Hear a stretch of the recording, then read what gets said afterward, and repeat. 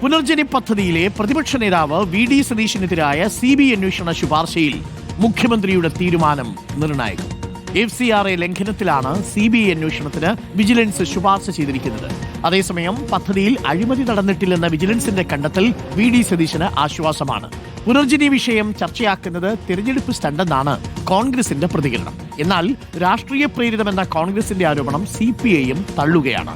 റോഷിപാലും TV പ്രസാദും ചേരുന്നുണ്ട് കൂടുതൽ വിവരങ്ങളുമായി. Roshipal, very good morning. TV Prasad, very good morning. Roshi, ഈ കേസിന്റെ ഒരു പ്രത്യേകത നമ്മൾ പറയുമല്ലോ, ഒരു പാതിയിൽ വി.ഡി. സതീശന് ആശ്വാസമാണ്. കാര്യം, അഴിമതി നിരോധന നിയമപ്രകാരം സ്വന്തം അക്കൗണ്ടിലേക്ക് പണം എത്തിയിട്ടില്ല. അത് ഏതെങ്കിലും തരത്തിൽ സ്വന്തം താല്പര്യത്തിന് ഉപയോഗിച്ചതായിട്ട് വിജിലൻസ് കണ്ടെത്തിയിട്ടില്ല. അത് സ്പീക്കർക്ക് കൊടുത്ത സ്പഷ്ടീകരണ റിപ്പോർട്ടിൽ പറയുന്ന വിവരമാണ്.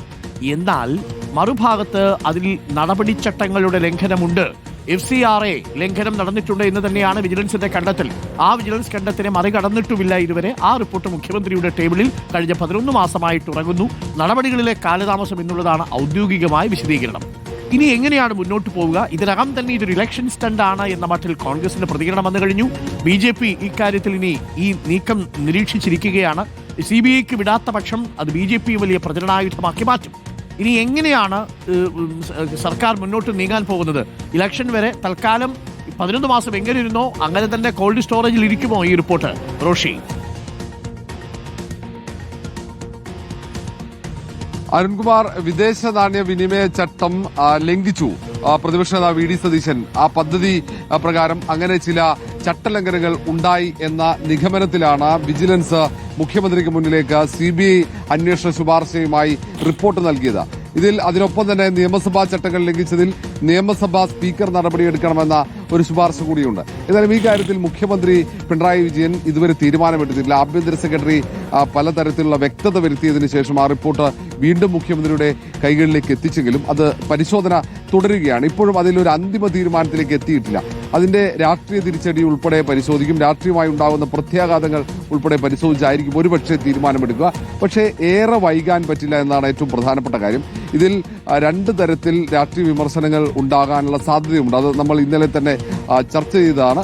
ഒന്ന്, BJP ഇത് ആയുധമാക്കാൻ സാധ്യതയുണ്ട്. ഏതെങ്കിലും തരത്തിൽ CBI അന്വേഷണ ശുപാർശ അംഗീകരിച്ചില്ലെങ്കിൽ അത് സംരക്ഷിക്കുകയാണ് പ്രതിപക്ഷ നേതാവിനെ മുഖ്യമന്ത്രി എന്ന രീതിയിൽ ആരോപണം ഉയരാനാണ് സാധ്യത. അതുകൊണ്ട് വളരെ ആലോചിച്ച് തന്നെ തീരുമാനമെടുക്കും. ഇതിൽ ഏതായാലും വിദേശ നാണ്യവിനിമയ ചട്ടം ലംഘിച്ചോ എന്ന ഒരു പരിശോധന, അത് സംബന്ധിച്ചുള്ള അന്വേഷണമാണ് നടക്കേണ്ടത്.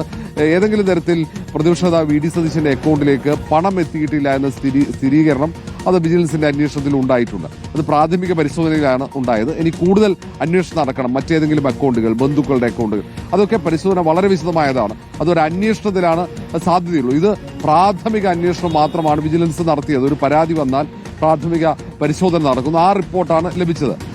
അത് സംബന്ധിച്ച് വിശദമായ ഒരു അന്വേഷണം നടക്കണമെങ്കിൽ അതിൽ അഴിമതിയുടെ ഒരു അംശം കണ്ടെത്തേണ്ടതുണ്ട്. പ്രാഥമിക പരിശോധനയിൽ ഒരു അഴിമതി നടന്നതായി സ്ഥിരീകരിക്കാൻ കഴിഞ്ഞിട്ടില്ല. അതുകൊണ്ടാണ് വിജിലൻസ് ഈ കേസ് ഏറ്റെടുക്കാത്തത്.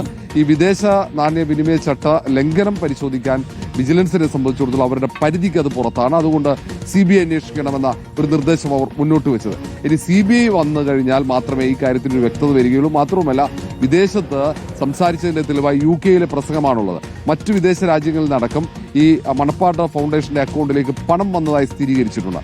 ആ പണം വന്നത് വി.ഡി. സതീശൻ നടത്തിയ പ്രസംഗത്തിന്റെ അടിസ്ഥാനത്തിലാണ് എന്നതുകൊണ്ട് തന്നെ വിദേശ നാണ്യവിനിമയ ചട്ട ലംഘനം വി.ഡി. സതീശൻ നടത്തിയെന്ന നിഗമനം വിജിലൻസ് നടത്തുന്നത്. ഏതായാലും ഈ കാര്യത്തിൽ ഇനി മുഖ്യമന്ത്രി പിണറായി വിജയന്റെ തീരുമാനം നിർണായകമാകും. ആ തീരുമാനത്തിനായി കാത്തിരിക്കുന്നു. വൈകാതെ തന്നെ CBI അന്വേഷണത്തിനുള്ള ഒരു ഉത്തരവ് സർക്കാരിന്റെ ഭാഗത്ത് ഉണ്ടാകാനാണ് സാധ്യത. അരുൺകുമാർ. ഓക്കെ, TV പ്രസാദ് കൂടി നമുക്കൊപ്പമുണ്ട്. TV പ്രസാദ്, രാഷ്ട്രീയമായി പ്രതിരോധിക്കാനും നിയമപരമായി പ്രതിരോധിക്കാനുമാണ് കോൺഗ്രസിന്റെയും വി.ഡി. സതീശന്റെയും നീക്കം എന്നുള്ളത് ഇന്നലെ വ്യക്തമാക്കി കഴിഞ്ഞു. ഇതിലൊരു കൗതുകകരമായ കാര്യം, ഇത് CBI അന്വേഷണത്തിലേക്ക് ഒരു പക്ഷേ ഇപ്പോൾ റോഷി പറയുന്നത് പോലെ ഉത്തരവിട്ടേക്കാം. അങ്ങനെ CBI അന്വേഷണത്തിന് പോയാൽ FCRA ആയിരിക്കും അതിൽ അന്വേഷിക്കാൻ പോകുന്നത്. പക്ഷേ അപ്പോഴും അടിസ്ഥാനമായിട്ടുള്ള ചോദ്യം, ഇതിൽ വി.ഡി. സതീശന്റെ അക്കൗണ്ടിലേക്ക് പണം വന്നിട്ടില്ല, അഴിമതി നിരോധന നിയമപ്രകാരം കേസെടുക്കാൻ കഴിയില്ല എന്ന വിജിലൻസിന്റെ ഒരു കണ്ടെത്തലുമുണ്ട്. ആ കണ്ടെത്തലാണ് വി.ഡി. സതീശന് ആശ്വാസകരമായി മാറുന്നത്. അത് വെച്ചുകൊണ്ട് ഈ വരുന്ന തിരഞ്ഞെടുപ്പിൽ കോൺഗ്രസും വി.ഡി. സതീശനും പ്രചരണം നയിക്കും. എന്നാൽ മറുഭാഗത്ത് FCRA ചട്ടലംഘനമുണ്ടെന്നും മാത്രവുമല്ല ഇതിൽ പല ഫ്ളാറ്റുകളും നിർമ്മിച്ചിട്ട് നൽകിയിട്ടില്ല എന്നുമുള്ള ക്യാമ്പയിൻ ഇതിനകം തന്നെ സോഷ്യൽ മീഡിയയിൽ CPM തുടങ്ങിക്കഴിഞ്ഞു. അപ്പോൾ തിരഞ്ഞെടുപ്പിലൊരു പ്രധാന പ്രചരണ വിഷയമായി ഈ VD സതീശന്റെ പുനർജനി പദ്ധതി മാറുമെന്ന് ഏറെക്കുറെ ഉറപ്പാണ് അല്ലേ TV പ്രസാദ്? ഉറപ്പായും അരുൺ, ഗുഡ് മോർണിംഗ്. പറഞ്ഞതുപോലെ പുനർജനിയും ഈ വലിയ ചർച്ചയായി മാറും എന്ന കാര്യം ഉറപ്പാണ്. ഇത് CPIM-ന് പ്രധാനമായും ആശ്വാസമാകുന്നത് CPIM-ന് തന്നെയാണ്. അരുൺ, നമുക്കറിയാവുന്നതുപോലെ ശബരിമല സ്വർണ്ണക്കൊള്ള വിഷയം വലിയ തോതിൽ കോൺഗ്രസും BJP-യും പ്രചരണായുധമാക്കി സർക്കാരിനെതിരെ ആഞ്ഞടിക്കുന്നതിനിടയിലാണ് പുനർജനി ഒരാശ്വാസം പോലെ മുന്നോട്ട് വരുന്നത് എന്നുള്ളതാണ്.